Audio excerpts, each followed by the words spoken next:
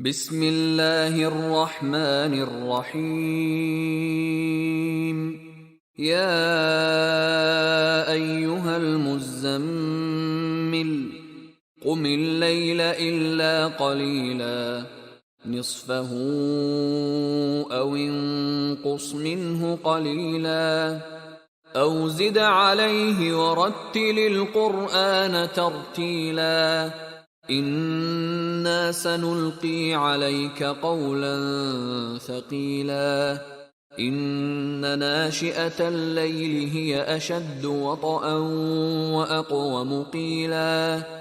إن لك في النهار سبحا طويلا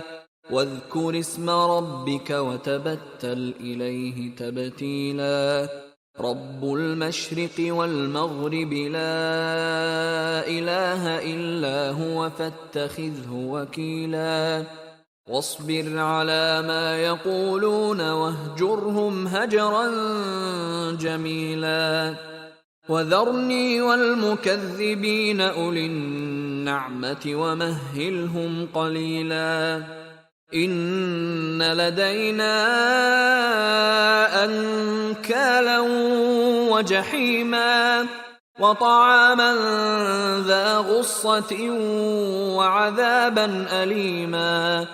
يوم ترجف الأرض والجبال وكانت الجبال كثيبا مهيلا إنا أرسلنا إليكم رسولا شاهدا عليكم كما أرسلنا إلى فرعون رسولا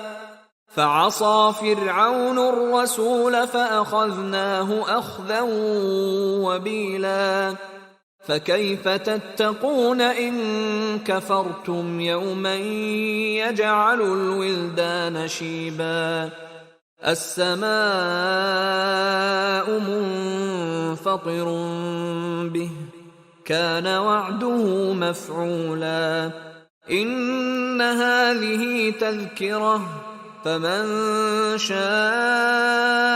اتخذ إلى ربه سبيلا إن ربك يعلم أنك تقوم أدنى من ثلثي الليل ونصفه وثلثه وطائفة